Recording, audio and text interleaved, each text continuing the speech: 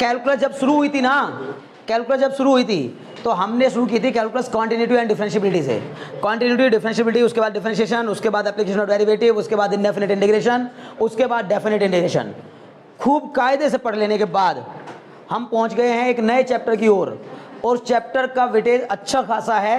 कहने को सीधे साधा एक क्वेश्चन आएगा, लेकिन उसके मार्क्स अच्छे खासे होंगे। मतलब आपके लिए एक क्वेश्चन ही अच्छे खासे मार्क्स दिला दे और बढ़िया होगा, आसान होगा। वो चैप्टर का नाम क्या है? Application of integral. Application of integral. इसके बाद एक टॉपिक और बचेगा, डिफरेंशियल इक्वेशन। कैलकुलस का खात्मा हो जाएगा। लेकिन कैलकुलस कम नहीं है, बार बार कह रहा हूं, कम से कम 35 से लेकर 40 मार्क्स कैलकुलस ही डिसाइड करेगी आपके। तो 35 to 40 मार्क्स अगर 80 में से आपको एक अकेला सब्जेक्ट दिला रहा हो कैलकुलस, केवल उतना पार्ट कि आप कॉन्टिन्यूटी डिफरेंशिएबिलिटी से लेकर और डिफरेंशियल इक्वेशन तक कंप्लीट कर लीजिए, तो आधे मार्क्स तो इसी के हैं कम से कम। ठीक है ना, समझ में आ रही बात? आधे में बाकी पूरा सब कुछ, आधे में ये। क्लियर है ना? तो टॉपिक की तरफ ध्यान लगाइए और बहुत मजे के साथ सीखिएगा। एप्लीकेशन ऑफ इंटीग्रल, इससे पहले हमने पढ़ा था एप्लीकेशन ऑफ डेरिवेटिव, अब हम पढ़ेंगे एप्लीकेशन ऑफ इंटीग्रल। ओके जी। इसी को कुछ किताबों में ऐसे लिखा गया होता है, area bounded, very good, area bounded between the curves, area bounded between the curves. हालांकि ये अब आपके सिलेबस में नहीं रह गया है, बहुत ध्यान समझिएगा। Area bounded between the curves आपके सिलेबस में अब नहीं रह गया, लेकिन फिर भी हम लोग करेंगे, पूरी तरीके से करेंगे, क्योंकि जब आपने एप्लीकेशन ऑफ इंटीग्रल की बात कही है तो उसमें सब आता है। अब मैं आपको क्यों बता रहा हूं कि ये नहीं रह गया, क्योंकि आपके सिलेबस में सिर्फ रह गया area bounded between A line and A curve, between A line and A curve, between two curve नहीं रह गया। टू कर्व का मतलब दोनों कर्व हों, ठीक है, ऐसा वाला नहीं रह गया, बल्कि इससे पहले खूब आया करते थे ऐसे क्वेश्चन। ठीक है ना, तो हम लोग लास्ट में उस बारे में सोचेंगे, पहले तो हम इसके मर्म को समझते हैं। ठीक है ना, ध्यान दीजिएगा। अगर मुझे area bounded between the line and curve पता करना है तो उसके लिए मुझे थोड़ा सा दिमाग लगाना पड़ेगा। Please concentrate mind. इस चैप्टर को पढ़ने के लिए सबसे जरूरी एक और चीज है आपके लिए। वो सबसे जरूरी चीज क्या है बताइए? आपको थोड़ा बहुत कोऑर्डिनेट ज्योमेट्री का ज्ञान होना चाहिए, जरूर होना चाहिए। और जैसे अगर मैंने आपसे कहा फाइंड द, मैंने आपसे बोला the what is the equation of A line passing through origin, what is the equation of line passing through origin, तो आपको इतना पता होना चाहिए सर y बराबर mx, y बराबर mx उस लाइन की इक्वेशन होती है जो लाइन हमेशा ओरिजिन से पास होती है। क्लियर? अगर मैंने आपसे कहा what is the equation of the circle having centre at origin, having centre at origin, तो आपको पता होना चाहिए सर उस सर्किल की इक्वेशन होती है x square plus y square बराबर आर स्क्वायर या ए स्क्वायर, जो भी आप पढ़े होंगे। ठीक है ना, x square plus y square equal to r square, where r is the radius. Clear है ना? और सेंटर क्या हो जाएगा? 0,0। तो मैं बार बार कह रहा हूं, ये पता होना चाहिए कि कोऑर्डिनेट ज्योमेट्री का ज्ञान थोड़ा होना चाहिए, एज वेल एज ग्राफ बनाने आने चाहिए। सपोज करिए कि मैंने आपसे बोल दिया भाई y बराबर मॉड x का ग्राफ आपको पता होना चाहिए, y बराबर साइन x का ग्राफ आपको पता होना चाहिए कैसे बनेगा, y is equal to x square का ग्राफ कैसे बनेगा वो आपको पता होना चाहिए, क्योंकि बिना ग्राफ बनाए आप area bounded between the line and curve नहीं फाइंड कर पाएंगे। पहले इन बात को दिमाग में बैठा लो। मैंने आपसे पहले कहा था कि भाई ये टॉपिक जैसे ही शुरू होगा मेरा एक वर्ड भी आपके कानों से मिस होते हुए नहीं गुजरना चाहिए, हर एक वर्ड पर फोकस करो जो मैं बता रहा हूं। स्टेप बाय स्टेप इस बात को दिमाग में बैठा लो कि हमें किसकी चीज की रिक्वायरमेंट होगी, कितना तैयार करके चलना पड़ेगा, तब जाके क्वेश्चन सॉल्व होंगे। ठीक है, तो आप जो मैंने अब तक बताया वो समझ में आ गया कि भाई हमें कोऑर्डिनेट ज्योमेट्री का ज्ञान होना चाहिए, एज वेल एज ग्राफ बनाने आने चाहिए, एज वेल एज हमें एक बात और पता होनी चाहिए, जब भी कोई दो कर्व या एक लाइन और एक कर्व एक दूसरे को इंटरसेक्ट करते हैं मतलब कट करते हैं, कहीं एक दूसरे को काटते हैं। बार बार आपको कह रहा हूं, यहां खड़े होकर समझाना, इधर घूमने पे समझाना आसान होता है, ऐसे खड़े होकर समझा रहा हूं ये मुश्किल है, मुश्किल आपके लिए है। जिसको ऐसे समझ में आ जाएगा ना, मेरे वहां पहुंचने से पहले मेरे बोर्ड पर पहुंचने से पहले जिसको समझ में आ जाएगा, मैं मानता हूं वो स्टूडेंट एक इंटेलेक्चुअल स्टूडेंट है, उसकी बुद्धि काम कर रही है, वो समझ रहा है चीज़ों को, क्योंकि उसको बिना यहाँ पर दिखाए वो विजुलाइज कर रहा है अपने माइंड से चीज़ों को, ठीक है ना, कि अच्छा किस बारे में बात कर रहे हैं। जैसे सपोज करो मैंने कहा अगर कोई एक लाइन और कोई एक कर्व एक दूसरे को काट रहे हो तो आपके दिमाग में एकदम से फिगर बन जाना चाहिए किसी एक कर्व का और किसी एक लाइन का जो कि एक दूसरे को काटते हुए बन रहे हो, ठीक है ना। तो अगर वो दोनों एक दूसरे को कट कर रहे हो तो जहां वो दोनों एक दूसरे को कट कर रहे होते हैं उस पॉइंट को कहते हैं इंटरसेक्शन पॉइंट।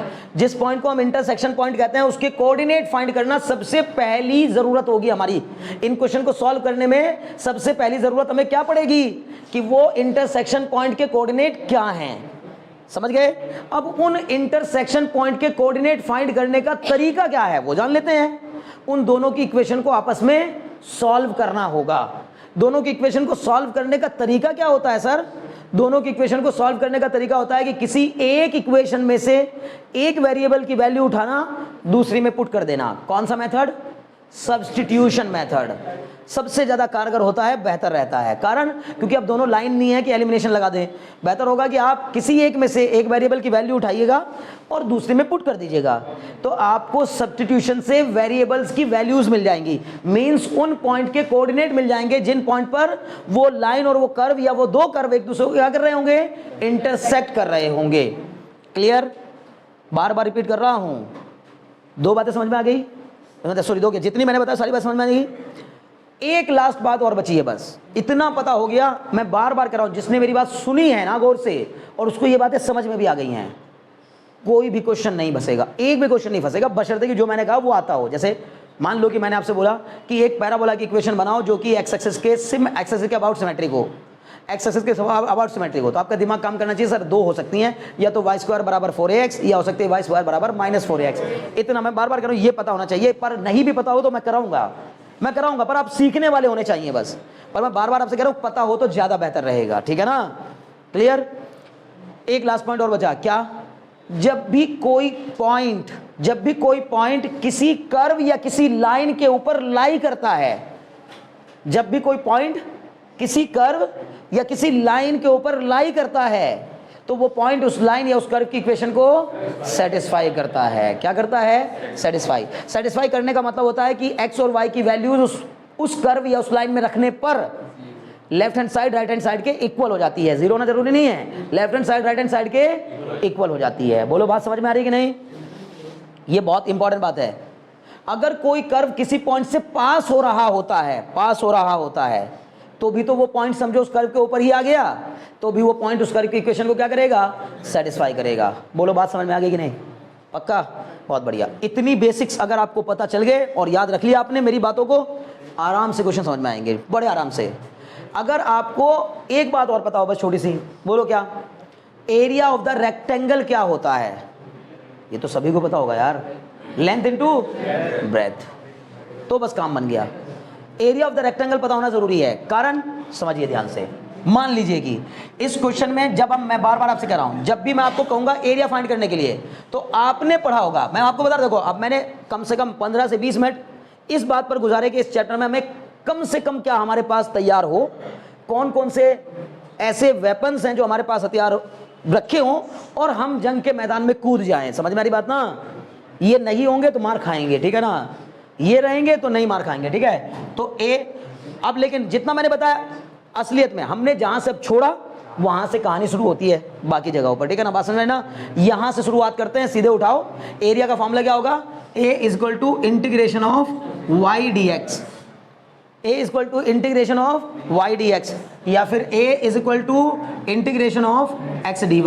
अब ये कहां से आ गया, क्यों आ गया, क्या मसला है, समझ लेते हैं इसको, ठीक है ना। बहुत ध्यान सुनिएगा, मैंने आपसे कहा बहुत ध्यान से सुनिएगा। मान लीजिए सर्कल है, या छोड़ दीजिए इस सर्कल को भी, कोई भी कर्व हो सकता है, कैसा भी, टेढ़ा मेढ़ा, ठीक है। मैंने आपसे कहा मुझे इस सर्कल का एरिया फाइंड करना है। प्लीज कॉन्सेंट्रेट योर माइंड, ध्यान दीजिएगा। तो न्यूटन ने हमें एक बड़ी गजब कहानी समझाई थी। उसने कहा था किसी भी चीज को पूरा पता करने के दो रास्ते हैं, या तो आप समेशन लगाइए, उससे पहले तक समेशन का सहारा लिया करते थे, समेशन, ठीक है ना, समझ में आ रही बात। जैसे जब हम मोमेंट ऑफ इनर्शिया निकालते थे तो हम कहते थे एक बॉडी के बहुत सारे टुकड़े कर लो और हर एक टुकड़े का मोमेंट ऑफ इनर्शिया निकालो, m1r1 square plus m2 r2 square फिर प्लस m3 r3 स्क्वायर, फिर उस सबको जोड़ दो तो जो आंसर आएगा वही पूरी बॉडी का मोमेंट ऑफ इनर्शिया होगा। अब उसने कहा भाई कितने टुकड़े करने होंगे? बोला यार जितने तुमसे हो सकें। बोला कितने कर लूँ फिर भी? कल लाख, 2 लाख, 3 लाख। बोला लाख 2 लाख टुकड़े करके उनका मांस कैसे पता करूँगा, उनकी दूरियाँ कैसे पता करूँगा? कहा ये तो बड़ा गड़बड़ हो गया मामला। तो फिर इसका मतलब बेहतर तरीका नहीं है। बेहतर तरीका यह है कि आप क्या करिए, छोटा सा एक एलिमेंट कट कर लीजिए, उस छोटे से एलिमेंट के बारे में जानकारी जुटाइए। इससे पहले हम बहुत डेरिवेशन ऐसे कर चुके हैं कि जब भी हमें कोई काम करना होता है तो हम स्मॉल अमाउंट के लिए कर लेते हैं, फिर जब हमें उसको होल के लिए पता करना होता है तो इंटीग्रेट कर देते हैं। क्लियर? तो हमने क्या किया, अगर मुझे इस पूरे सर्कल का एरिया पता करना है, जो कि आप जान ही रहे होंगे, अगर इसकी रेडियस आ रहा है तो पाई आर स्क्वायर होगा, ठीक है ना, और वही आएगा इससे भी, ठीक है ना, चाहे कोई मेथड लगाइए आंसर नहीं बदलते, ठीक है ना। तो अभी देखिए, अगर मुझे सर्कल का एरिया पता करना है तो उसने ये कहा कि एक बेहतर सा तरीका आपके पास ये है कि आप इसमें से एक छोटी सी एक एलिमेंटल स्ट्रिप कट कर लो, ठीक है। ध्यान दीजिएगा, इस पूरे फिगर में से कोई भी एक छोटी सी एलिमेंटल स्ट्रिप कट कर लो। एलिमेंटल स्ट्रिप, लोगों ने पूछा छोटी सी मतलब? छोटी सी मतलब? बोला हाँ छोटी सी। बोला कितनी सी? का इतनी सी। का इतनी मतलब कितनी? कि जितना छोटा सोच सकते हो, जितना छोटा सोच सकते हो उतनी छोटी, उतनी पतली। ध्यान से सुनिएगा, ठीक है। तो कहा अच्छा इसकी जो ये थिकनेस है, ये क्या इतनी बड़ी होगी जितनी मुझे दिखाई दे रही है? बोला नहीं, ये तो दिखाने के लिए बनाई है इतनी बड़ी, ये तो बहुत बड़े इलेक्ट्रॉन माइक्रोस्कोप से देखने पर इतनी बड़ी दिख रही है, नहीं तो ये बहुत पतली है, ठीक है ना। ये स्ट्रिप कितनी है? बहुत पतली। जब ये स्ट्रिप पतली है तो इसकी थिकनेस क्या होगी? बहुत स्मॉल होगी। और बहुत स्मॉल चीज़ों को बनाने के लिए मैथ्स में हम किसका सहारा लेते हैं? डी का। तो मैंने इसकी थिकनेस को dx मान लिया। कितना मान लिया? dx। बड़े ध्यान सुनिएगा, क्लियर? एक एक बात बता रहा हूँ, ये कहाँ से आ रहा है, कैसे आ रहा है, ठीक है ना। इसकी थिकनेस को क्या मान लिया? dx। dx ही क्यों माना भैया? क्योंकि ये स्ट्रिप x एक्सिस पे बनी है, इस पॉइंट और इस पॉइंट के बीच में x के कोऑर्डिनेट में तो चेंज आएगा, y वाले कोऑर्डिनेट में तो चेंज नहीं आएगा। अगर मैं इस पॉइंट से इस पे जाऊंगा, जबकि यह है इतना पतला कि जैसे मैंने आपसे कहा 1 से 1.0000, जब तक तुम्हारी जुबान और तुम्हारा दिमाग दोनों न थक जाए तब तक 0 लगाते जाओ, फिर बोल दो 1 और तब बोलो कि ये 2 अलग अलग पॉइंट हैं। इन दोनों के बीच में कितना गैप है भैया? इतना सा गैप है, ठीक है ना, जितना मैं बहुत कम सोच सकता हूँ। बोलो बात समझने की नहीं? लेकिन ये जो 2 पॉइंट में गैप आया, ये कौन से वाले कोऑर्डिनेट में चेंज आया है? x वाले कोऑर्डिनेट में चेंज आया, ये x वाले कोऑर्डिनेट में। तो x1 x2 माइनस x1 मतलब डेल्टा x। लेकिन डेल्टा x जब बहुत स्मॉल हो जाता है तो उसको क्या बोल देते हैं? dx। तो हमने कहा भाई इसकी जो ये चौड़ाई है ना, ये जो चौड़ाई है, ब्रेथ है, इसको मैंने क्या ले लिया? बहुत स्मॉल ले लिया। कितने के इक्वल? dx के इक्वल। बोलो गुड आउट। तो इससे पहले भी कितने डेरिवेशन हमने किए हैं फिजिक्स में, केमिस्ट्री में, जिनमें हमने बोला कि भाई जब कोई चीज स्मॉल होती है ना तो फिर उसके सारे फैक्टर्स क्या हो जाते हैं? स्मॉल हो जाते हैं। क्लियर? तो भाई एक बात बताओ, ये जो चौड़ाई है ना, इसकी तो चौड़ाई तो मैंने बता दी, लेकिन ये यहां पर जब ऊपर की ओर जाएगी तो ये कहां टच करेगी? इस पॉइंट को टच करेगी। और ये यहां अगर टच करेगी तो अगर मैं तुमसे इस पॉइंट के कोऑर्डिनेट पूछूंगा तो आप क्या बताओगे कि सर ये यहां से कितनी दूरी पे है? x। और यहां पर पहुंचते पहुंचते, यानी कि अगर मैं इस पॉइंट पे पहुंचा तो मुझे क्या चलना पड़ेगा? x, y। इस पॉइंट के कोऑर्डिनेट क्या हो जाएंगे? x, y। ओरिजिन से चलना पड़ा x के इक्वल, y के अलाउंग चलना पड़ा y के इक्वल। इसका मतलब y के इक्वल का मतलब y के बराबर लेंथ चलनी पड़ी। और जब y के बराबर लेंथ चलनी पड़ी तो समझो ये लेंथ कितनी हो गई? इसकी y हो गई। बोलो इतने में कोई डाउट हो तो? बात पकड़ में आ रही है? अगर इस स्ट्रिप की आपको ब्रेथ भी पता है और लेंथ भी पता है तो भाई एरिया ऑफ द स्ट्रिप, अगर थिकनेस बहुत स्मॉल है तो एरिया ऑफ द स्ट्रिप भी क्या होगा? बोलो ना, एरिया ऑफ द स्ट्रिप भी स्मॉल होगा सर। और एरिया ऑफ द स्ट्रिप कितना हो जाएगा सर? उसको हम dA से रिप्रेजेंट करेंगे। dA is equal to length into breadth. Length कितनी है? y। ब्रेथ कितनी है? dx। तो जी dA बराबर कितना हो गया? y dx हो गया। अब लेकिन सर आपने तो फॉर्मूला लगा दिया रेक्टेंगल वाला, ऊपर तो ये लेंथ नहीं है ना, ब्रेथ नहीं है ना, कर्व है। पर मैंने आप जब बोला इतना छोटा जितना छोटा आप सोच सकते हो, तो इतनी छोटी कोई लेंथ सर्कल की सरकमफ्रेंस पर जब लाई करती है तो उसके स्ट्रेट होने में या उसके कर्व होने में कोई डिफरेंस नहीं होता। इसका मतलब हमने मान लिया कि ये जो स्ट्रिप बनी है ये रेक्टेंगुलर स्ट्रिप है, और इस रेक्टेंगुलर स्ट्रिप की लंबाई कितनी है? y है। थिकनेस कितनी है? dx है। इसलिए एरिया कितना हो गया? लेंथ इंटू ब्रेथ मतलब y इंटू dx। अगर टोटल एरिया निकालना हो तो क्या करना होगा? इंटीग्रेट करना होगा। तो टोटल एरिया तो मैं बोलूँगा सर टोटल एरिया निकालने के लिए मुझे इंटीग्रेट करना पड़ेगा, ठीक है ना। किसको? अगर एक साइड करूँगा तो मैथ्स क्या कहता है? आपके घर की सरकार नहीं है कि एक साइड करके छोड़ दिया, नहीं, इधर करोगे तो इधर भी करना पड़ेगा, तो भाई इधर भी कर देते हैं, क्या हो जाएगा y dx, dA का इंटीग्रेशन a, बस हो गया फॉर्मूला, a बराबर क्या, इंटीग्रेशन ऑफ y dx, ये बन के आया a बराबर इंटीग्रेशन ऑफ y dx। बोलो बात समझ में आई कि नहीं? एरिया का फॉर्मूला ये होता है, क्लियर, सीधे याद रखा जा सकता था। मैंने इतनी बातें आपको बताई हैं सिर्फ आपकी क्लैरिटी लाने के लिए, आपके कॉन्सेप्ट में थोड़ी सी क्लैरिटी लाने के लिए।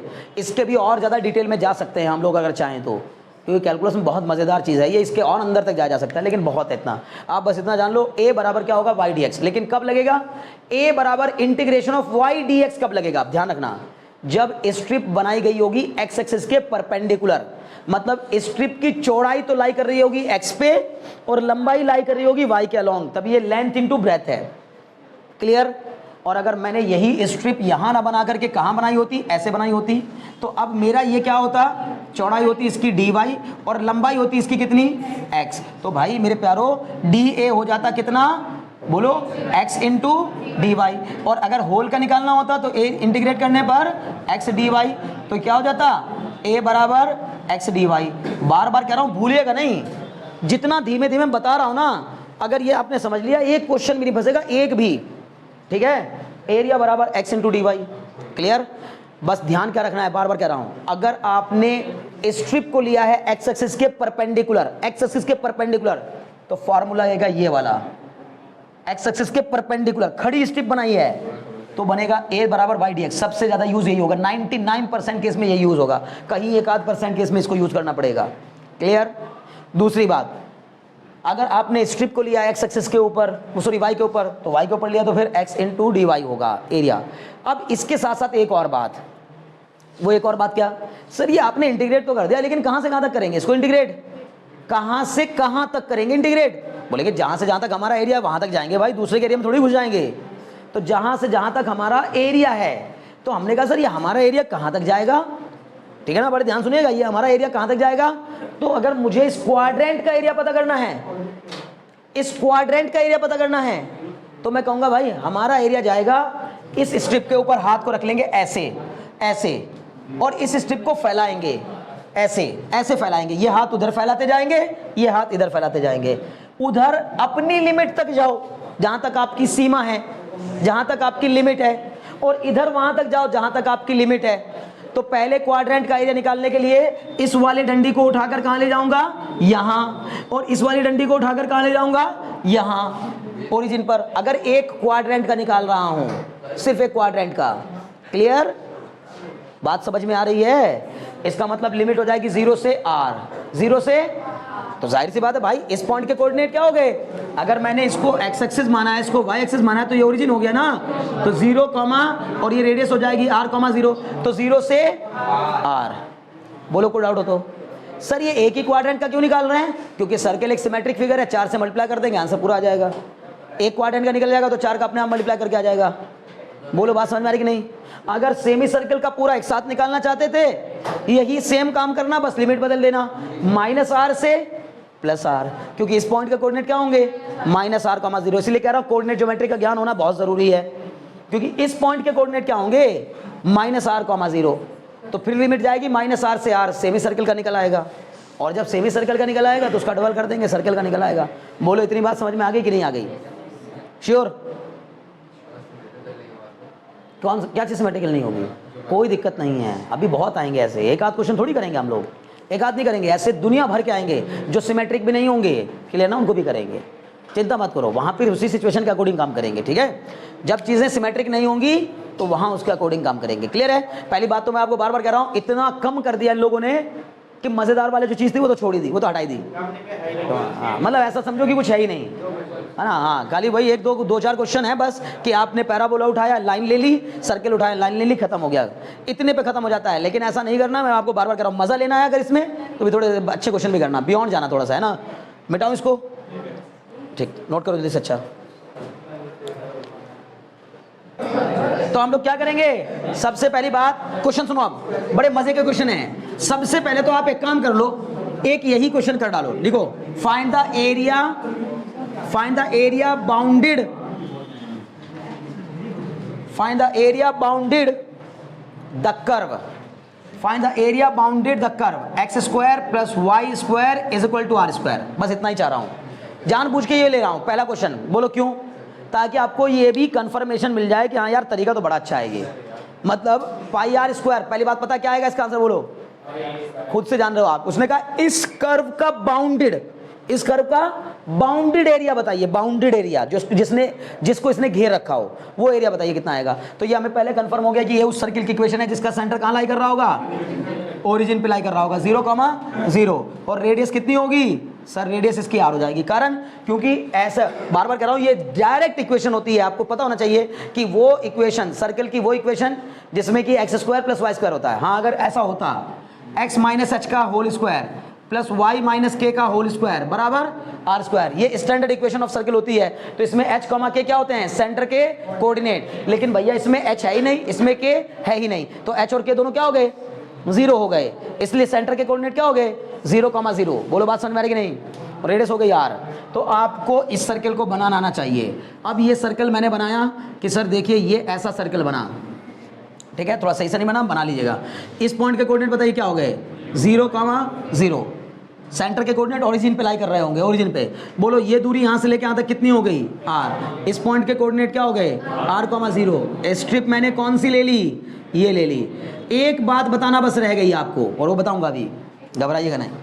बोलो पहली बात तो आप एरिया का फॉर्मूला क्या लगाओगे, इंटीग्रेशन ऑफ y dx या integration of x dy, integration of y dx।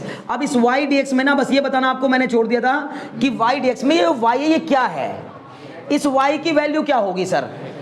तो इस y की वैल्यू हमेशा हमेशा उस कर्व से निकालेंगे जिस कर्व को वो स्ट्रिप ऊपर की ओर टच कर रही होगी।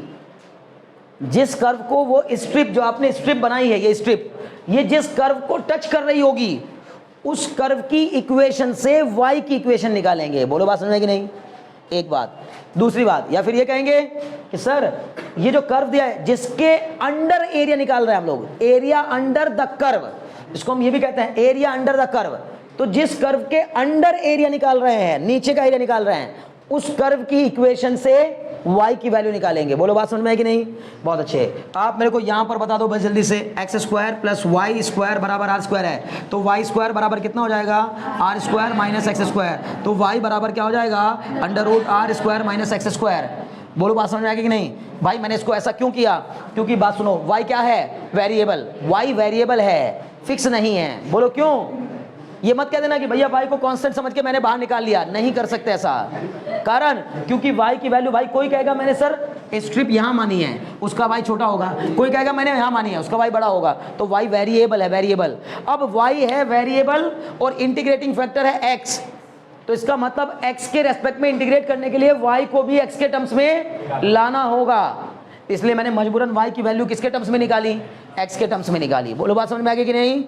अब इस y की वैल्यू को उठा करके यहाँ पे रख दिया। देखिए दौड़ते हुए आंसर क्या आया, a बराबर integration of under root r square minus x square dx। बताओ लिमिट कहाँ से कहाँ तक, कोई बताएगा लिमिट?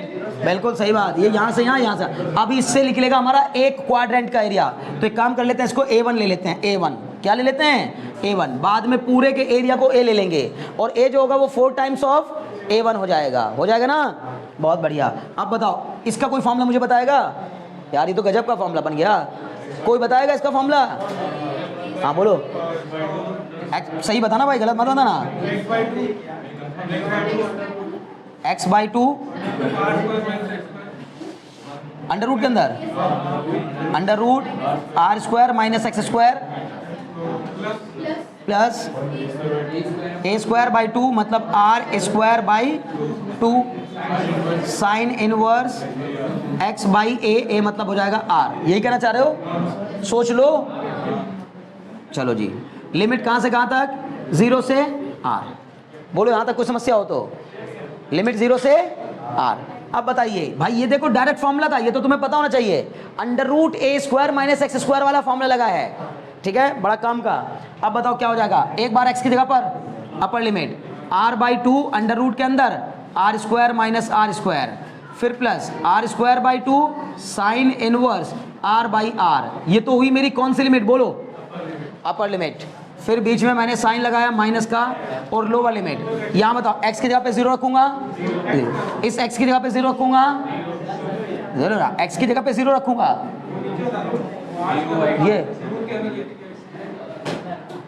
ये क्या इसमें कैसे?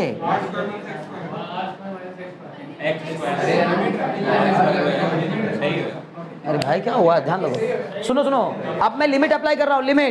लिमिट अप्लाई करना मतलब एक बार जहां जहां x है हर जगह पर r पुट करूंगा, अपर लिमिट, फिर बीच में माइनस का साइन लगाऊंगा, लोअर लिमिट। समझ गए? अब मैंने माइनस का साइन लगाया, सुनो बच्चे सुनो, ध्यान दो, x की जगह पर यहां 0, तो ये पूरा टर्म, बोलो ना भाई 0। x की जगह पे जब यहां 0, तो साइन इनवर्स 0 की वैल्यू भी 0 होती है, तो ये वाला टर्म भी, तो 0 + 0 खत्म। नहीं समझे? अब बचा बच्चे क्या, a1 = r/2, ये भी 0 हो गया, 0 प्लस ये बचा r²/2 साइन इनवर्स 1। आप में से कोई मुझे बताएगा साइन इनवर्स 1 की वैल्यू, साइन 90 की वैल्यू होती है 1, तो ये हो जाएगा a1 बराबर, ये टर्म तो 0 हो गया, r²/2 क्या बन जाएगा, ध्यान दीजिएगा, r²/2 इंटू में साइन इनवर्स ऑफ साइन π/2। ठीक है, अब sine inverse of sine theta होता है, खत्म हो जाएगा, a1 बचेगा r²/2 और ये साइन पाई खत्म, π/2 ये बचेगा ना। तो बोलो क्या है आंसर? अल्टीमेटली मेरा आंसर आ गया a1 बराबर π/4 r²। बोलो आया कि नहीं? π/4 r²। बोलो आया? सगुन समझ में आया तुम्हें? पक्का? तो बच्चे ये किसका एरिया निकला? केवल एक क्वाड्रेंट का। अगर मुझे पूरे सर्कल का एरिया निकालना है तो क्या बोलूंगा भाई? Area of whole circle, area of whole circle A = 4a1, मतलब क्या? देखिएगा ध्यान से, ठीक है ना? तो बोलूंगा sir A = 4 times of r², πr²/4, πr²/4। नहीं समझे? अरे यार देखो, A = 4 टाइम्स ऑफ πr²/4, 4 से 4 कैंसिल, A बराबर कितना आ जाएगा? πr²। बस यही आंसर होगा। अच्छा ठीक, सुनो कोई बड़ी बात नहीं है, यहाँ से हटाओ इसको, ठीक है ना? देखो यहाँ करते हैं, वहीं नीचे करते हैं यार, हटाओ। मैं एक एक स्टेप लिखता हूँ ना, चक्कर में गलत हो जाता है यार। ओके छोड़ो, हटा दो इसको भी। कहाँ लिखेंगे? ये सब हटा दो। देखो यहाँ जाएंगे, area of the circle, area of the circle, इस सर्कल का एरिया कितना हो जाएगा भाई? आप बोलो भाई। एक बात होता, एक क्वाड्रेंट का आ गया πr²/4, तो पूरे सर्कल का एरिया कितना आ जाएगा? 4 टाइम्स ऑफ πr²/4, 4 से 4 कट जाएगा, πr²। अब आप कहेंगे सर इसमें कौन सा बड़ा काम कर दिया आपने? तो हमें पता ही था पहले से। भाई पता था, ठीक है, इसीलिए करवाया जानबूझ के, ताकि आपको ये कंफर्मेशन मिल जाए कि हाँ इंटीग्रेशन मेथड से area of the circle find किया जा सकता है, या किसी भी फिगर का एरिया फाइंड किया जा सकता है। रेक्टेंगल का जो L × B होता है वो भी इसी से आ जाएगा, ट्राइंगल का जो half into base into height होता है वो भी इसी से आ जाएगा, सारे फॉर्मूले से डराइव हो जाएंगे। समझ में आ रही बात? लेकिन अब हम वो फॉर्मूले ड्राइव करने नहीं बैठ जाएंगे, हम कहेंगे भैया टेढ़े मेढ़े फिगर्स के निकलवाइए, ये सब बहुत हो गया, ठीक है ना? चलिए नोट करिए इसको पहले जल्दी से, है ना?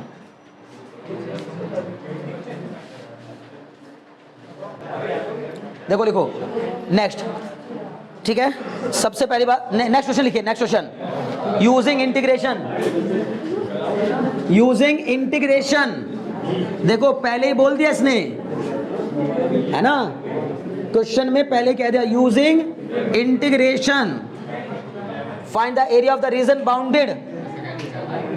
हे बच्चे ध्यान दो, यूजिंग, यार इसको भी हटा देता हूँ, इसके वजह से ना जगह नहीं बन पाती फिर, ठीक है ना? देखिए using integration find the area, find the area bounded between the, find the area bounded between the line, find the area bounded between the line x is equal to 4 and the parabola, और खुद ही बोल दिया and the parabola, ठीक है ना? and the parabola, कौन सा parabola? y² बराबर 16x, y² बराबर 16x। चलो जी ध्यान लगाओ, इसने कहा हमें क्या फाइंड करना है? बच्चे ध्यान लगाओ, find the area bounded between this line. Line क्या दी है? x = 4, कर्व क्या दिया है? y² बराबर 16x। इसी टाइप का क्वेश्चन आएगा आपके पेपर में, इससे ज़्यादा बड़ा नहीं आएगा क्वेश्चन। ज़्यादा से ज़्यादा पैराबोला हटाएगा एलिप्स कर देगा, पैराबोला हटाएगा सर्कल कर देगा, बस इतना ही कर सकता है, ज़्यादा नहीं होगा, ठीक है? अब ध्यान लगाओ, आप जो भी हो 3 4 जो भी हो, ठीक है ना। x equal to 4। अब बताओ अच्छा मुझे जल्दी से, x बराबर 4 और y स्क्वायर बराबर 16x, इन दोनों के बीच में जो एरिया पड़ेगा, area bounded between these two, हमें निकालना है। आप दिमाग लगाइए, नहीं तो यहां ध्यान लगाइए, ठीक है ना। देखो सबसे पहली बात आपको पता होना चाहिए x बराबर 4 की लाइन कहां बनेगी। तो भैया इससे भी पहले मैं बनाऊंगा x एक्सेस और y एक्सेस। लो जी मैंने x एक्सेस और y एक्सेस बना दी। ये क्या हो गई x एक्सेस और ये हो गई मेरी भैया क्या y एक्सेस, y डैश, ठीक है ना जी। अब बताओ क्या होगा। अब उसने बोला एक पैराबोला है y स्क्वायर बराबर 16x, बताइए कौन सा पैराबोला होता है। वेरी गुड, 4 पैराबोला बोलते हैं। मैं इसको क्या नाम देता हूं याद रखिएगा आज के बाद, राइट वर्ड, ये राइट में पढ़ रहा है तो right word, left word, upward, downward. Clear, बोलो कौन सा है ये, कौन सा है, राइट वर्ड है ये। अरे वाई स्क्वायर बराबर क्या हो गया यार तुम लोगों को। अरे लो चलो बता देता हूँ, यहाँ पर ध्यान लगाओ। ये वाला होता है तो क्या होता है वाई स्क्वायर बराबर 4ax, ठीक है। ये वाला होता है तो क्या होता है वाई स्क्वायर बराबर -4ax। ये वाला होता है तो क्या, चलो ये यहाँ नहीं बनाते, नहीं तो फंस जाओगे, चलो 2 यहाँ बना देते हैं। ये होता है तो क्या होता है ये एक्स स्क्वायर बराबर 4ay, और ये नीचे वाला होता है तो ये क्या होता है एक्स स्क्वायर बराबर -4ay डाउनवर्ड। अब ध्यान रखेंगे ना, बोलेंगे तो नहीं, बहुत अच्छे। चलो जी बताओ ये कौन से वाले से मैच कर रहा है, right word, left word, upward, downward, right word. तो भाई ये बना दिया मैंने राइट वर्ड पैराबोला एक। इस पैराबोला की इक्वेशन लिख दो, कितनी दी है वाई स्क्वायर बराबर 16x। चलिए जी बना दिया। अब हमसे क्या कहा भाई, बात ना करो, इस क्वेश्चन को समझ लो अच्छे से। क्या कहा, एक लाइन दी है, एक तो पैराबोला दे दिया और एक लाइन दी है। बताइए लाइन की इक्वेशन क्या दी है, x is equal to 4। x बराबर कांस्टेंट की लाइन हमेशा y एक्सिस के पैरेलल होती है। x बराबर कांस्टेंट की लाइन हमेशा y एक्सिस के पैरेलल होती है, और y बराबर कांस्टेंट की लाइन हमेशा x एक्सिस के पैरेलल होती है। x बराबर +4 होगा तो पॉजिटिव तरफ बनेगी, x बराबर -4 होता तो नेगेटिव साइड बनती। तो इसका मतलब x बराबर 4 यहाँ कहीं होगा। x बराबर 4 ये रहा, यहाँ से पास होती हुई एक लाइन दी है इसने हमें। इस लाइन की इक्वेशन बताओ क्या हो गई, x इज इक्वल टू 4। इस लाइन की इक्वेशन है x इज इक्वल टू 4, समझ रहे हो ना, बहुत अच्छे। जरा मुझे बताओ इसके फोकस के कोऑर्डिनेट क्या होंगे वैसे, अगर सर्किल के फोकस के कोऑर्डिनेट निकालूं, सॉरी पैराबोला के नहीं भाई, फोकस के कोऑर्डिनेट यार ये हो गया वाई स्क्वायर बराबर 16x, तो वाई स्क्वायर बराबर 4ax, तो 4a बराबर 16, a बराबर 4, और सर पैरा फोकस के कोऑर्डिनेट होते हैं a, 0, तो क्या होगा 4, तो यानी यही पॉइंट हो गया। अब बार बार कह रहा हूं, अगर वो तुम्हें ये कह देते ना find the area bounded between the parabola y square बराबर 16 and its latus rectum and its, तो भी यही चीज आती है, यही सेम होता।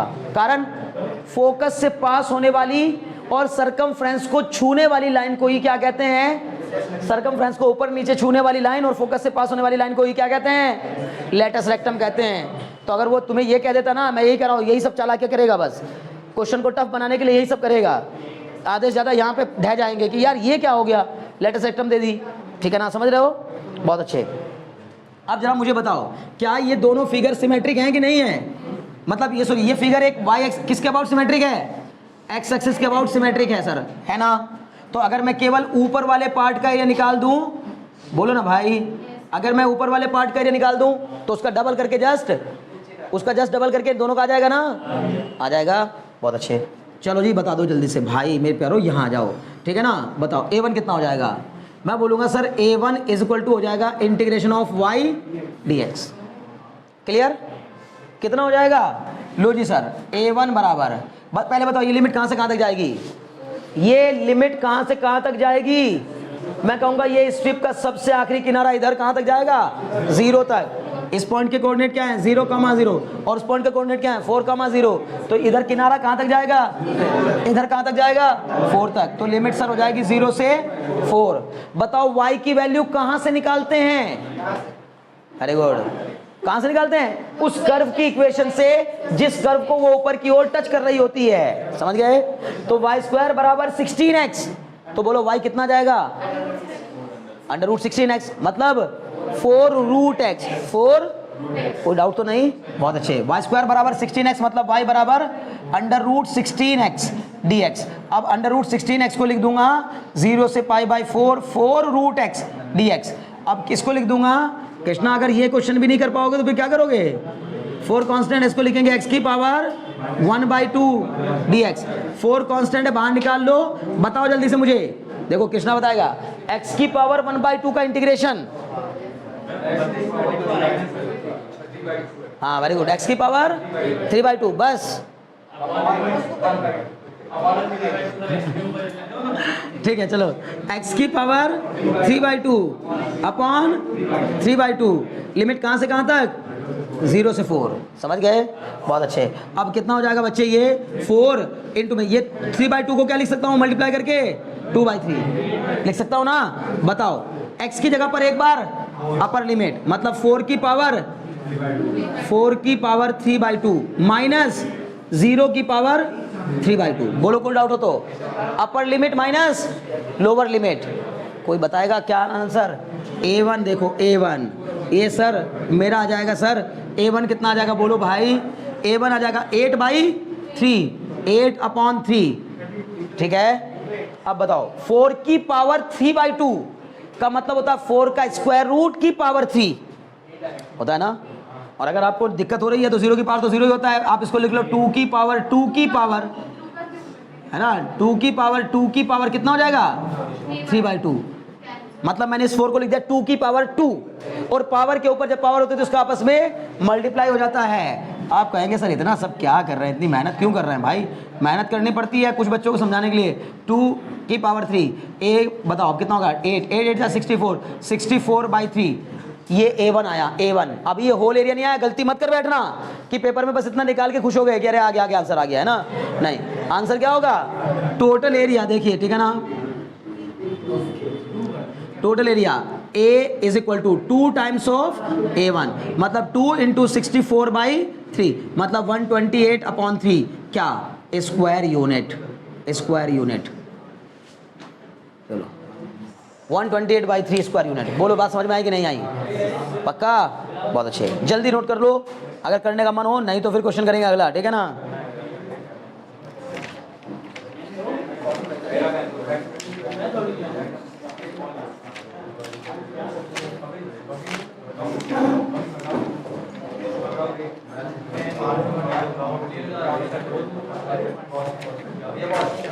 देखो भाई ध्यान लगाओ, एक क्वेश्चन और करेंगे, गजब का क्वेश्चन होगा भाई, बढ़िया क्वेश्चन एक। ठीक है ना? बढ़ जाए आगे? ठीक ओके ठीक है। चलो भाई नेक्स्ट क्वेश्चन लिखो। ठीक है, इसको बाद में नोट डाउन करते रहना, कोई इतना वो नहीं है। समझ में आ गया होगा ना? मैं भेज दूंगा। ठीक है ना? परेशान मत हो। चलो अगला क्वेश्चन देखो भाई, सेकंड क्वेश्चन मैं इसलिए कराना चाह रहा हूँ ना क्योंकि लंबा जाएगा थोड़ा सा, और मैं उसको आज ही की क्लास में कराना चाहता हूँ ताकि आपको थोड़ा और लगे कि भैया इतने आसान आएंगे क्या? नहीं, थोड़ा सा अच्छा देख लो। चलो लिखो, find the area of the region included between. ठीक है ना? Find the area of the region, जो भी है ये दूसरा तीसरा चौथा जो भी क्वेश्चन है, find the area of the region included. देखिए, find the area of the region included between the parabola, included between the parabola, find the area of the region included between the parabola। y is equal to 3x square by 4, y is equal to 3x square by 4 and the line ध्यान दीजिएगा, line दी है क्या? अब की बार क्या दिया था बताओ? लाइन दी थी बड़ी आसान सी बढ़िया सी, x बराबर 4, एकदम कुछ भी नहीं करना पड़ा, बन गई लाइन तुरंत। अब लाइन दी है 3x minus 2y plus 12 is equal to 0, 3x minus 2y। ध्यान दीजिएगा, क्या ये लाइन की इक्वेशन नहीं है? 3x minus 2y plus 12 equal to 0। बोलो जी हो गया कि नहीं? बात समझ में आ रही ना? अब देखो इस क्वेश्चन को करने के लिए बेहतरीन तरीका लगाएंगे, बस आप एक बार ध्यान लगा के बैठे रहिए, ज़्यादा आप चक्कर में मत लगिए, मैं करवा देता हूँ। ठीक है ना? हाँ हो जाएगा, मुझे पता है कुछ बच्चे तो बहुत आराम से कर लेंगे जिनको मैं एक बात और बता दूं, अगर तुमने, मैं सीरियसली कह रहा हूँ, मेरी बातें वाकई में गौर से सुनी थी, 15-20 मिनट का जो शुरुआत की कहानी थी वो समझ में अगर किसी की आ गई, पूरी कहानी समझ में आ गई, कुछ नहीं बचता इसमें। अब सिर्फ प्रैक्टिस चाहिए और कुछ नहीं। अब इसे कॉन्सेप्ट के नाम पे कुछ नहीं बचा, प्रैक्टिस चाहिए। तो प्रैक्टिस में देखिए क्या होगा। सबसे पहली बात हम बनाएंगे ऊपर वाला पैराबोला। कोई आप मुझे बताएगा आप में से, ये जो पैराबोला दिया है पहले तो इसको बताओ ये कौन सी वाली इक्वेशन से मैच कर रहा है। पैराबोला की इक्वेशन दी है y बराबर 3x² मतलब ये हो जाएगा x² बराबर 4/3y। बोलो हुआ कि नहीं हुआ, बताओ ये किससे मैच कर गया। जिसकी पावर 2 होती है ना उसको एक साइड कर लेते हैं, उसको लेफ्ट साइड कर लेते हैं, और जिसकी पावर 1 होती है उसको दूसरी साइड कर लेते हैं। तो यहाँ x की पावर 2 है और y की पावर 1 है। बोलो कौन सा parabola, upward, downward, rightward, leftward. बोलो अपवर्ड होगा, अब होगा अपवर्ड, क्योंकि किससे मैच करेगा, x² बराबर 4ay से मैच कर रहा है। क्लियर है, इसका मतलब ये पैराबोला कुछ ऐसे बनेगा, ध्यान से देखिएगा, ये पैराबोला कुछ ऐसे बनेगा। बोलो बन गया कि नहीं। ये हो गई आपकी कौन सी एक्सेस, x एक्सेस, और ये हो गई आपकी कौन सी एक्सेस, y एक्सेस। इस पैराबोला की इक्वेशन क्या हो गई, x² बराबर या y बराबर, छोड़ो मुझे y चाहिए होगा ना, चलो y लेते हैं, x बराबर लेते हैं। x बराबर कितना बोलो, x² बराबर 3/4y। बोलो इतना है कि नहीं है। अरे ये रहा ना x², नहीं सॉरी, ओके ठीक है ठीक है ठीक, ओके बदल देता है, x² बराबर 4/3y। क्लियर। अब ध्यान दो, अब उसने कहा एक लाइन दी है, भाई वो लाइन कौन सी है। पहली बात, कोई भी लाइन बनानी हो तो उस लाइन को बनाने के लिए कम से कम 2 पॉइंट चाहिए होते हैं। कितने, 2 पॉइंट। 2 पॉइंट चाहिए तो आप क्या करेंगे, चलो मैं यहां बताता हूं। 3x - 2y + 12 = 0। इस लाइन को बनाने के लिए मैं 2 पॉइंट लूंगा, और मैं अक्सर कौन से पॉइंट लेता हूं पता है आपको, एक बार x एक्सिस को काटता हुआ, एक बार y एक्सिस को काटता हुआ। मतलब पुट करूंगा एक बार x = 0, बताओ x = 0 तो y बराबर क्या आएगा बताओ, पक्का। देखो यहाँ 0 रख देंगे तो यह आ जाएगा -2y प्लस का, यहाँ x की जगह पे 0 रख देंगे तो -2y प्लस का 12 बराबर 0, -2y बराबर -12 तो y बराबर 6। एक कोऑर्डिनेट, एक पॉइंट के कोऑर्डिनेट तो आगे 0, बोलो को डाउट हो तो, और एक पॉइंट के कोऑर्डिनेट आ जाएंगे क्या। अब एक बार y को 0 रखूंगा, y को 0 रखूंगा तो x बराबर -4 आ जाएगा ना। तो एक पॉइंट के कोऑर्डिनेट आ जाएंगे -4, 0। हमेशा पहले x का कोऑर्डिनेट लिखा जाता है, -4, 0। जब x की वैल्यू -4, x की वैल्यू -4, ये रही सर यहां, समझ पा रहे हो कि नहीं। जब x की वैल्यू -4, उस समय y की वैल्यू 0, तो इस पॉइंट के कोऑर्डिनेट क्या हो गए, -4, 0। बोलो हुआ कि नहीं। इस पॉइंट के कोऑर्डिनेट ध्यान देना, x की वैल्यू 0 तो y की वैल्यू 6। x की वैल्यू 0 कहां होती है, यहां। y की वैल्यू 6 कहां होती है सर, यहां। हो गई, तो क्या बोलेंगे सर, 0, 6। क्लियर। अब बोलेंगे भाई ये यहां से मिलाते हुए क्या करेंगे, एक लाइन ड्रॉ कर देंगे। देखो बार बार कह रहा हूं, इस पॉइंट के कोऑर्डिनेट 0, 6। अब ये लाइन रोकिएगा मत, बढ़ाते जाइएगा। अब आप कहेंगे सर बढ़ाते जाएं, कहां तक बढ़ाते जाएं भाई, जहां तक ये पैराबोला को कट ना कर दे। ये पैराबोला बहुत ऊपर तक जा रहा है, अब ये यहां पर पैराबोला को कट कर रहा है। बोलो बात समझ में आएगी नहीं। ये लाइन कहां कट कर रही है पैराबोला को, आप देख रहे होंगे ऊपर कहीं कट कर रही है क्या। घबरा मत जाइएगा, क्वेश्चन तो आपने लिख ही लिया होगा, इसको मैं मिटा दे रहा हूं, ठीक है ना, ताकि आपको बात समझ में आए कि भाई पैराबोला की इक्वेशन तो ये हो गई, लाइन की इक्वेशन ये हो गई। बोलो एक दूसरे को कहां काट रही हैं, यहां। ये बच्चे बात समझ में आ रही है कि नहीं आ रही है, ठीक है। अब बताओ, सुनो मेरे बात ध्यान से। लाइन बनाने का ये बेहतर तरीका था, लेकिन मैंने आपको कहा था सबसे पहली जरूरत होगी क्या, वो लाइन और वो कर्व एक दूसरे को कहां काट रहे हैं वो देखो। लाइन एक्स एक्सिस को वाई एक्सिस को कहां काट रही है वो मत देखो। तो लाइन बनाने के लिए मैंने ऐसा किया कि आसानी से लाइन बन जाती है, लेकिन ये कर्व और ये लाइन एक दूसरे को कहां काट रहे हैं सर, एक इस पॉइंट पर। बहुत ध्यान से देखो भाई, बार बार कह रहा हूं, इसको देखो, एक तो इस पॉइंट को और एक इस पॉइंट को गौर से देखो ध्यान से, ठीक है ना। तो ये दो जगह पर कट कर रहा है। अगर तुमसे मैं ये पूछ बैठूं, बताओ ये दोनों पॉइंट, ये दोनों एक दूसरे को कहां कहां कट कर रहे हैं, उसके कोऑर्डिनेट बता दो मुझे। तो क्या रास्ता होता है पता है, बताया था मैंने, सब कुछ बता रखा, उसी से मैं बता देता कि ये इंटरसेक्शन पॉइंट के कोऑर्डिनेट फाइंड करने के लिए क्या करते हैं, सब्स्टिट्यूशन मेथड लगाते हैं। किसी एक से वैल्यू निकालकर वेरिएबल की दूसरे में पुट कर देते हैं। y की वैल्यू मेरे पास यहां ये रही कितनी, 3x²/4। मैं y की ये वैल्यू उठाकर यहां रख दूं, बात समझ में आ रही ना। चलो जी मैंने रख दी। पुट द वैल्यू ऑफ, देखो ऐसे लिखता हूं, एक बार फिर यहां लिख देता हूं, बल्कि यहां से बैठाता हूं। देखो y इक्वल टू बताओ कितना है, y इक्वल टू है 3x स्क्वायर बाई 4 और 3x minus 2y plus 12 equal to कितना है 0। तो मैंने कहा y की ये वाली वैल्यू उठाई और यहाँ रख दी 3x माइनस 2 इंटू 3/4 बोलो ना भाई x square plus 12 equal to 0। ये बताइए कटने के बाद कितना आ जाएगा 2, ये आ जाएगा। अब 2 से पूरी इक्वेशन को मल्टीप्लाई कर दिया कितना आ जाएगा 6x माइनस 3x स्क्वायर और ये प्लस का 24 बराबर 0। बोलो समझ में आ रहा है कि नहीं। माइनस से पूरी इक्वेशन को मल्टीप्लाई कर दिया, ये बन गया 3x square minus 6x minus 24 बराबर 0। 3 से डिवाइड करा दिया x स्क्वायर माइनस 2x, चलो हटाओ यहाँ लिखते हैं ना, ठीक है। देखो क्या बन जाएगा, ये बन जाएगा x स्क्वायर माइनस 3 से डिवाइड करा तो 2 बचेगा, 2x माइनस 2x और माइनस का 12 बराबर 0। इसको सॉल्व करिए, 12 कैसे दो डिजिट इसको माइनस करके 5,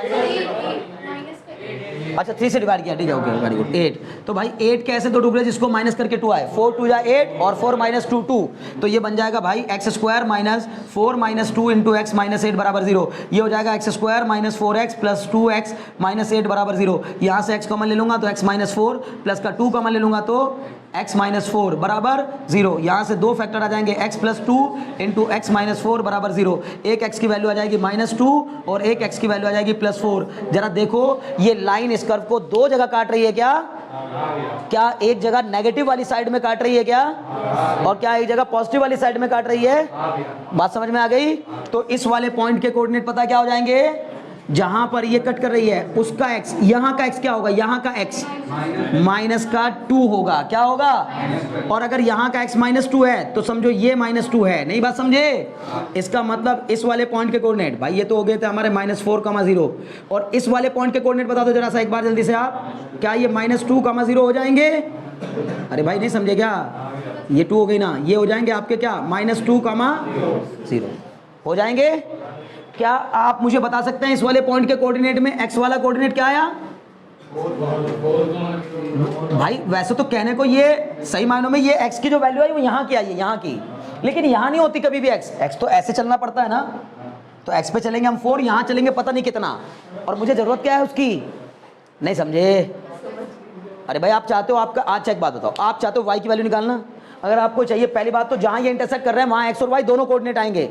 x की एक बार वैल्यू रखो -2 कहां पर, यहां पर, y की एक वैल्यू आ जाएगी, x की वैल्यू एक बार रखो यहां 4, y की एक और वैल्यू आ जाएगी, दो वैल्यू y की मिलेंगी। इसका मतलब आपको -2 के करस्पॉन्डिंग y मिलेगा तो इस पॉइंट के कोऑर्डिनेट आ जाएंगे, बोलो आ जाएंगे कि नहीं। और इसी तरह 4 के करस्पॉन्डिंग उस पॉइंट के कोऑर्डिनेट आ जाएंगे। लेकिन भैया मुझे इसके कोऑर्डिनेट और उसके कोऑर्डिनेट जानने की जरूरत नहीं है, मेरा मकसद क्या है, बोलो ना, मेरा मकसद तो यहां से लेके यहां तक के कोऑर्डिनेट जानना है ना, बोलो है कि नहीं है। तो बताओ जरा इस पॉइंट के कोऑर्डिनेट क्या हो जाएंगे, क्या आप में से कोई मुझे बताएगा।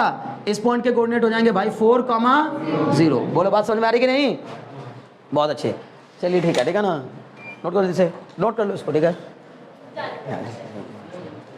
चलो जल्दी करो है ना, मुझे पूरी उम्मीद है बात समझ में आ रही होगी, है ना, आप घबरा नहीं रहे होंगे, ठीक है, घबराइए मत, ठीक है। बोलो यहाँ तक क्लियर हुआ, बढ़िया क्वेश्चन था भाई, ये लास्ट क्वेश्चन मैंने बढ़िया उठा लिया। अब बताओ क्या करेंगे, अब मुझे, अच्छा मुझे ये तो बता दो, मुझे एरिया कौन सा निकालना है, मुझे एरिया कौन सा निकालना है, मुझे निकालना है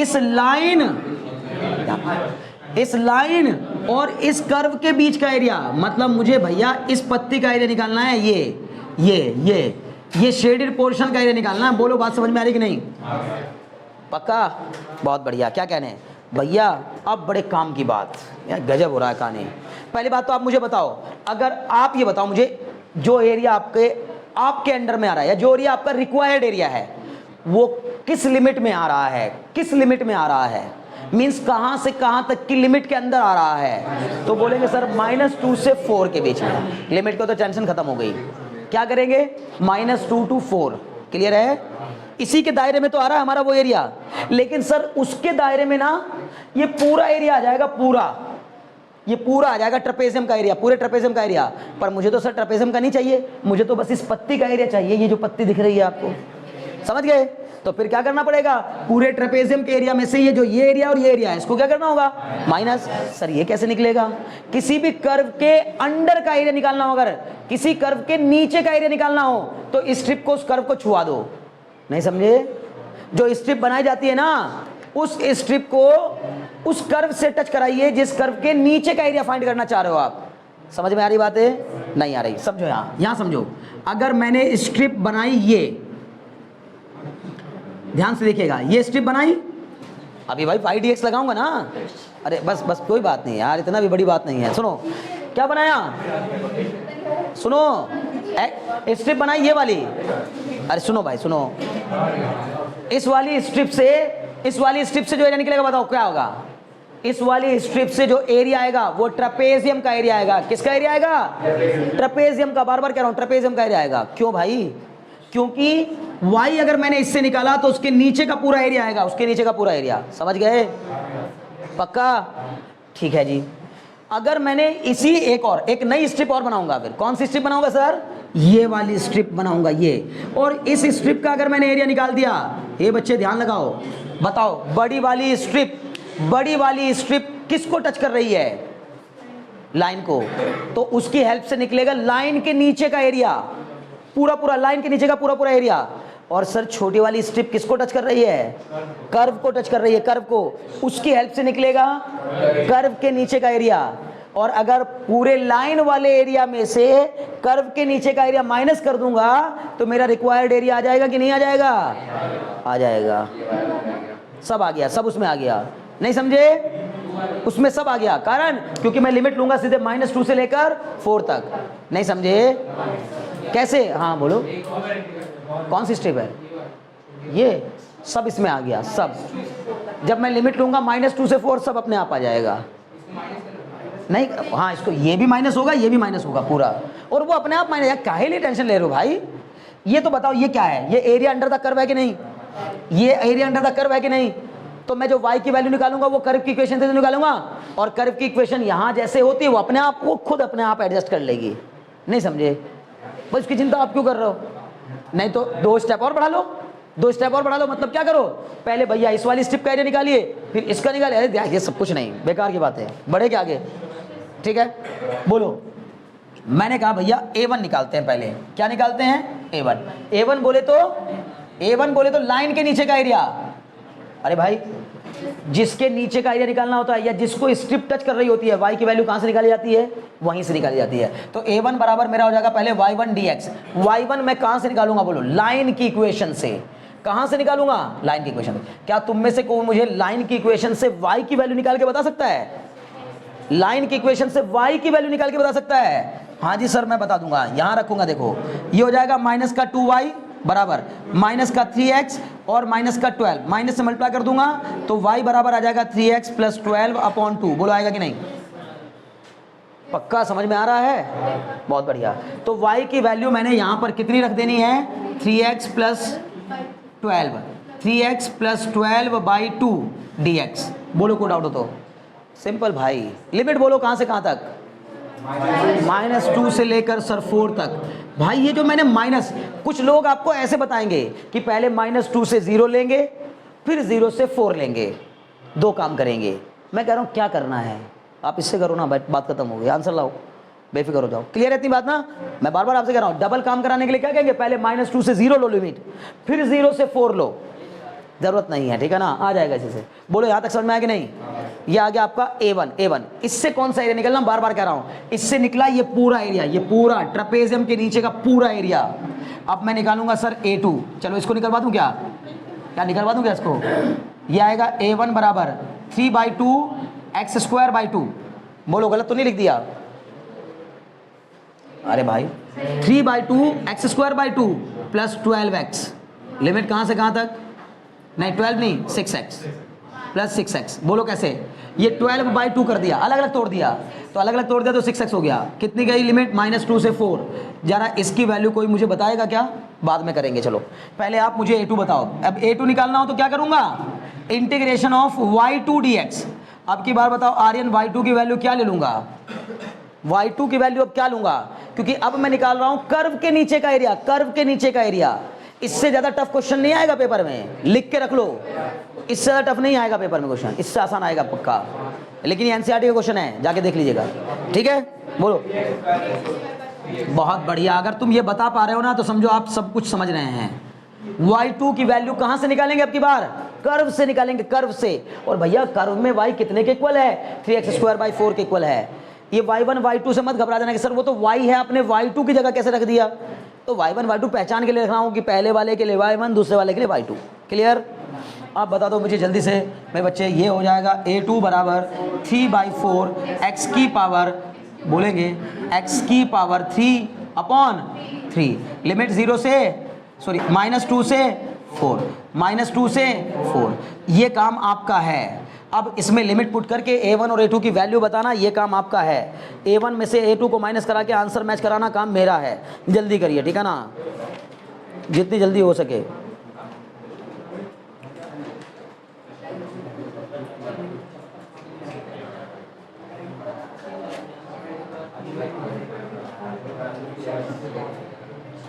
गजब भाई गजब, बेहतरीन क्वेश्चन है। ठीक है, चलो पहले नोट डाउन कर लो। अच्छा ठीक है, देखो यहाँ बताओ a1 की वैल्यू यहाँ पर रखकर इसमें एक बार x की जगह पर आप अपर लिमिट रखेंगे, मतलब x की जगह पर 4, इस x की जगह पर 4, फिर बीच में माइनस का साइन, x की जगह पर -2, इस x की जगह पर -2 रखकर सॉल्व करेंगे। ध्यान से, गलती नहीं करेंगे। तो a1 की वैल्यू आएगी कितनी? 45 square unit. Square unit, SQ unit का मतलब स्क्वायर यूनिट, ठीक है ना। अब क्योंकि आपको ये नहीं पता कि मीटर में है कि सेंटीमीटर में, तो SQ यूनिट लिख देते हैं, स्क्वायर यूनिट। और जब आप यहाँ पर x की जगह पे एक बार अपर लिमिट मतलब 4, फिर बीच में माइनस का साइन, x की जगह पे एक बार -2 रख करके a2 की वैल्यू निकालेंगे तो आपको आंसर मिलेगा 18 स्क्वायर यूनिट। अब ये भैया 2 आपको आंसर मिले। मैं बार बार आपसे कह रहा हूँ कि a1 मेरा आया है ये पूरे ट्रेपेजियम का एरिया, पूरे ट्रेपेजियम का एरिया, और a2 मेरा आया केवल इसके नीचे नीचे का एरिया। ये क्या गजब। अच्छा मैं आपको एक और बात बता रहा हूं, इसी क्वेश्चन को अगर छोटा करना होता उसको तो तुमसे ये भी कह सकता था खाली कि पूछता बताओ area under the curve only, area under the curve only. उसके लिए आपको क्या करना होता? सिर्फ इस वाले कर्व के नीचे का एरिया यानी कि a2 निकालना होता बस। लेकिन अभी मुझसे पूछा उसने area of the shaded portion, तो मैं क्या लिखूंगा? Area of the shaded portion. क्या आ जाएगा भाई? a बराबर a1 माइनस a2, मतलब 45 माइनस 18, मतलब 27 स्क्वायर यूनिट। एकदम बेहतरीन सा आंसर आ रहा है, इसको भूलिएगा नहीं। a बराबर 27 स्क्वायर यूनिट। ठीक है जी, एनसीईआरटी का क्वेश्चन था, ये काफ़ी इंपॉर्टेंट क्वेश्चन था। मुझे पूरी उम्मीद है कि एप्लीकेशन ऑफ इंटीग्रल को इतने मज़े वाले अंदाज में आपने समझ लिया होगा कि शायद अब इसके अलावा कोई भी क्वेश्चन आपको दिया जाए तो आपसे नहीं छूटेगा। ठीक है ना। अगले क्लास में हम और प्रैक्टिस कर रहे होंगे, उसके बाद एप्लीकेशन ऑफ इंटीग्रल को बस अगली क्लास में ओवर कर देंगे, उसके बाद इसका कोई मतलब नहीं रह जाता। ठीक है ना। आज के लिए मुझे लगता है इतना काफ़ी है। मिलते हैं फिर से नए लेक्चर के साथ। Very very thanks for watching.